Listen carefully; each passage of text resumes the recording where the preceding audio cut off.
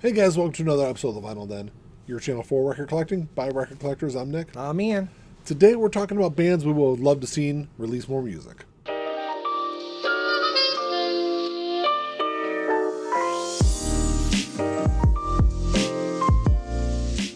There's a bunch of links down below. You got links for the Vinyl Den Facebook group, for the merch page, for the Spotify and Apple Music playlist that I put together every week, and the Patreon page. So make sure you check all that out.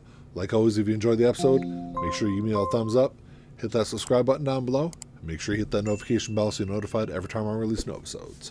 So I kind of see both sides to some of these bands we're going to talk about, because you can say, yes, they did release great music, or, just a couple of great albums, maybe even one great album, and then they never did anything else after that. And then you can kind of see the opposite side of that, too, where there's a lot of bands who probably should have stopped releasing music years ago, but I don't think any of ours fall under that category. No, I don't think so. I think all these bands kind of either released one album and that's all we got, or I think released a bunch of great albums and then didn't stick around for too long. At least after in that. the units that they were Yes, known for. Yeah. The first one I've got is Temple of the Dog. So this is kind of one of those bands that I guess kind of did release more music after this, just as Pearl Jam, because that's basically what this band is. It's Pearl Jam with Chris Cornell also. The band was put together after the death of Andrew Wood, of course, who's the lead singer of Mother Love Bone. And this is very much like, this has all the aspects that I love about 10 from Pearl Jam on here, but with this extra flair that is Chris Cornell on there. And I think that's the mixture of his vocals with Eddie Vedder, with everyone else from Pearl Jam, is what makes this album as special as it is. I would have loved to see them do more stuff after this, but it's one of those things where I was kind of talking about. It's like, maybe if we got more, maybe we kind of spoiled this album a little bit. But, to be fair, throwing in Chris Cornell, I mean, his vocals elevate almost anything. Yeah. Anytime he's singing, it's elevating the song regardless. So, that being said, not to discredit Pearl Jam, but I can see how that, especially if they were younger, they were fresher. It was like the beginning of their careers. Right. Yeah. So, I could definitely see maybe another album or two coming from this particular unit might have produced something great, you know? Because there was a super group from the early part of the 2000s called the Transplants, which their first album is fantastic. And then, several years went by and they released two more albums. And those two albums are almost unlistenable. So my first one is going to be kind of obvious, and I kind of stole it from Nick because I didn't even think about this at first, but it's the Beatles. Let It Be. We've got Abbey Road here. Abbey Road was the last album that they recorded, though. True. So we know what all of the members of the Beatles did post-Beatles, and there's a lot of good music in there. Now, there's a lot of not so good music, and that's for all four of them. But, if they could have focused all that creative energy in the unit like they had been, another album or two, honestly, could have been some of their greatest work ever.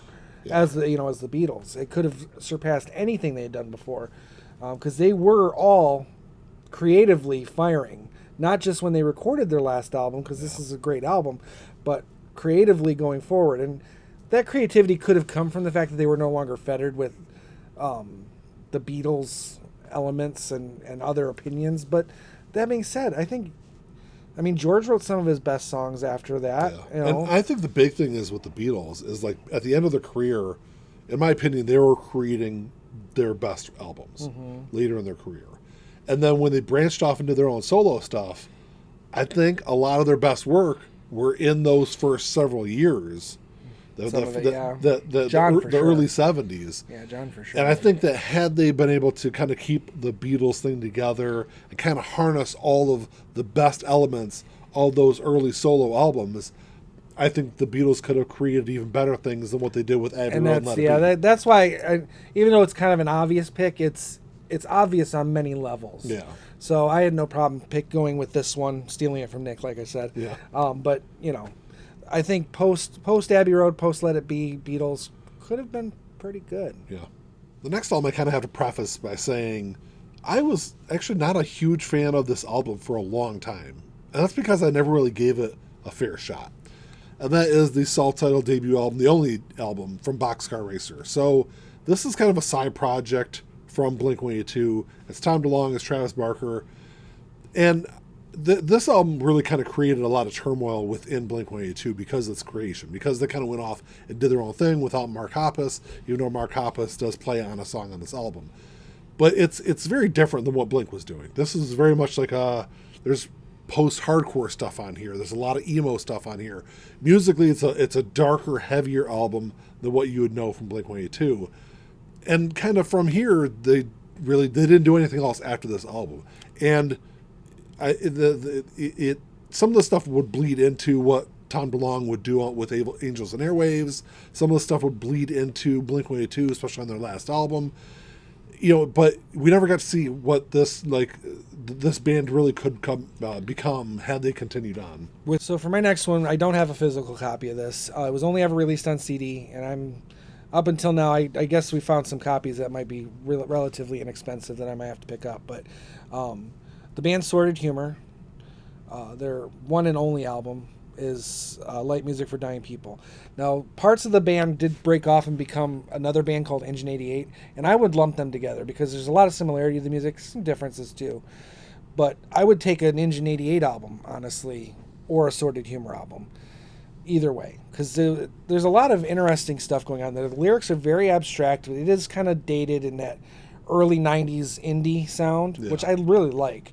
And I think it translates fine now. It doesn't sound dated, but it's obvious that you had it on CD before, didn't you? I had Light Music for Dying People on CD. I remember listening to it with you before. It's one of, I would say, as far as like one album wonders kind of go, I had plenty of albums for artists that maybe released one or two albums. Most of them I don't remember. Yeah. This one is memorable to me because it's got some really good songs on it.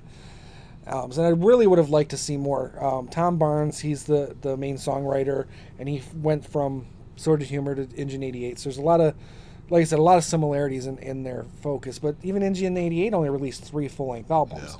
Yeah. The last one's listed as 2012. I think that was a reissue because that I was listening to that album before in the early 2000s.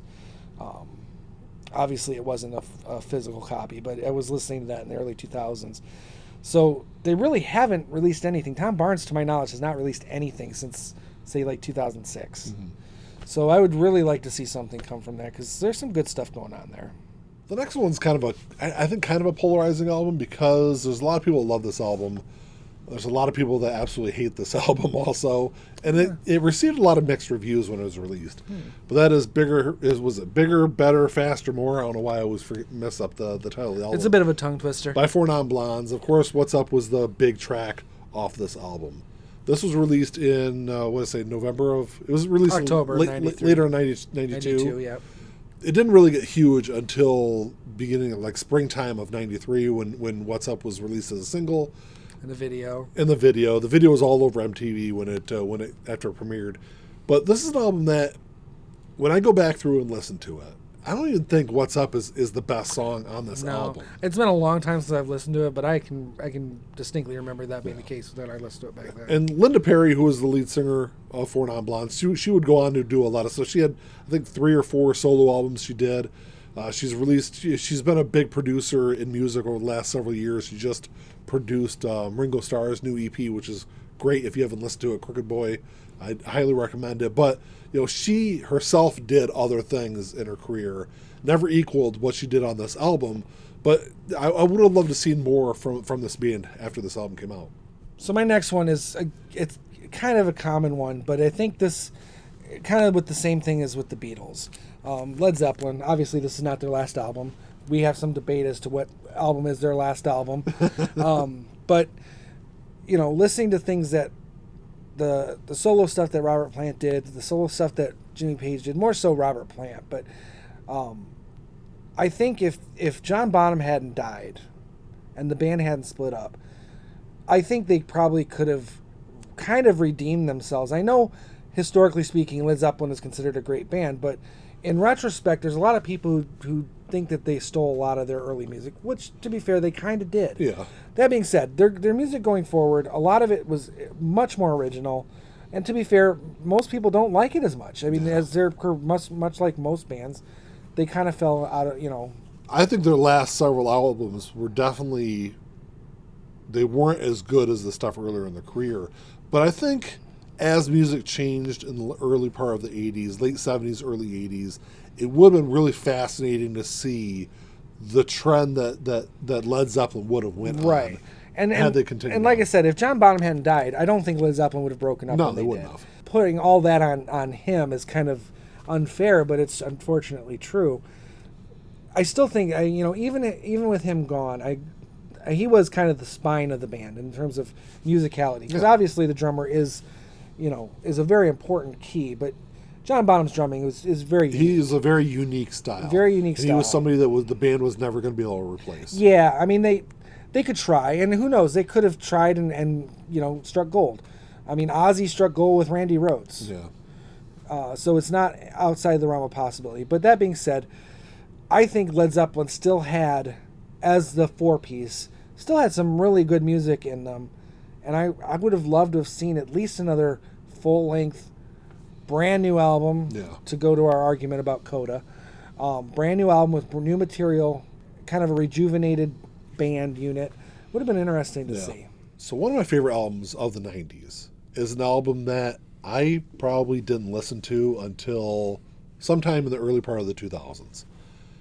And I don't know why I never listened to this album.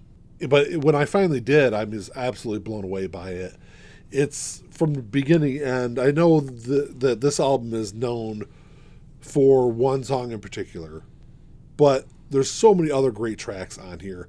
And Jeff Buckley was such an incredibly talented musician.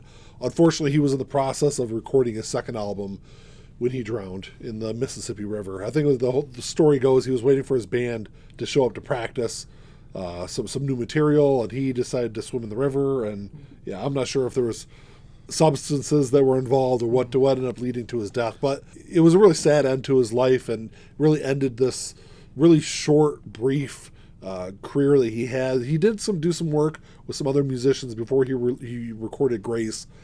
But like I said, kind of going back through, and this is like an album, like I said, I didn't really appreciate until many years after the album was released. But it was one there that he was such a special musician that I think the music world really got robbed when he died. To be honest, I know there was a hit. I couldn't tell you what it was. Hallelujah was the one big track off of this one. I can't remember. I'm not even hearing it in my head. Yeah. So maybe it's something I need to reevaluate or re-listen to, because I obviously never listened to the whole album. Yeah. And I know I was familiar with a song, but it just doesn't. Yeah, I remember hearing Hallelujah after this album came out, and then that was the only song I listened to up until, like I said, the early 2000s. Well, that's all we got for you today, guys. Thanks for checking the show out. Make sure you drop us a comment down below. Let us know what some of your favorite bands are that you would love to see release more music.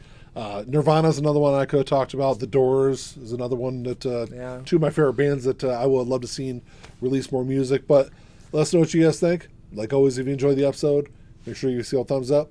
Hit that subscribe button down below. That's all we got. Until next time. Talk to y'all later. Keep on spinning. Peace.